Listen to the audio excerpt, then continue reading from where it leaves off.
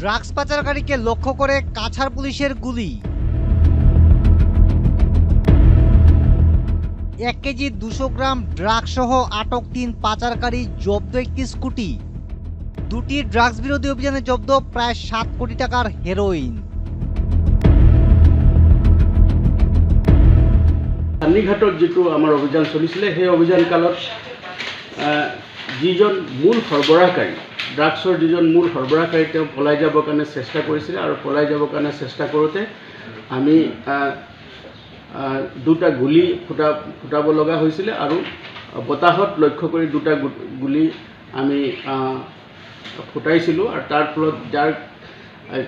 তাৰ ফলত আমি যিজন মূল অভিযুক্ত ব্যক্তি তেওঁক আমি ধৰিবলৈ সক্ষম হ'লোঁ। সান্নিঘাটত যেটো আমাৰ অভিযান চলিছিলে সেই অভিযান কালত 55টা চাবোনৰ বাকচত আমি নিচাযুক্ত সামগ্ৰী জব্দ কৰিছিলোঁ আৰু শিলডুবিৰ পৰা আমি 41 চাবোনৰ বাকচত আমি নিচাযুক্ত সামগ্ৰী জব্দ কৰিছিলোঁ। এই 96টা বক্স আমি জব্দ কৰিবলৈ সক্ষম হৈছোঁ আৰু ইয়াৰ যেটো ওজন আছে 1.2 kilogram heroin, suspected to be heroin আমি জব্দ কৰিবলৈ সক্ষম হৈছোঁ।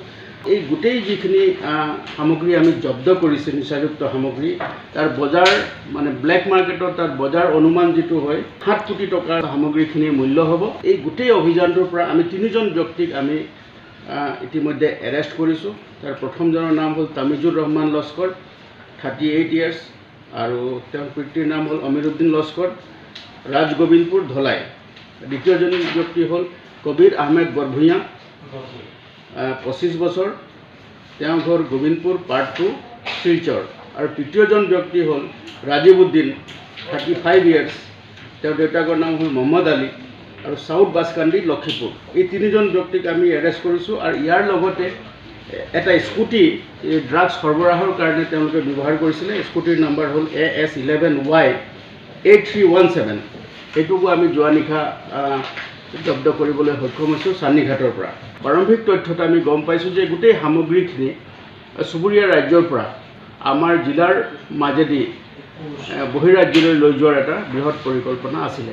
গতিকে আমাৰ এই অভিযান অব্যাহত আছে আৰু এই অভিযান কালত আমি বিভিন্ন ধৰণৰ যিবিলাক আমি খবৰ পাইছোঁ সেইবিলাকৰ ওপৰত আমি কাম কৰি আছোঁ আৰু যাতে এই সামগ্ৰী সৰবৰাহ, নিচাযুক্ত সামগ্ৰীৰ সৰবৰাহ যাতে সম্পূৰ্ণ বন্ধ কৰিব পৰা যায় তাৰ কাৰণে আমি সদায় সচেষ্ট হৈ আছোঁ।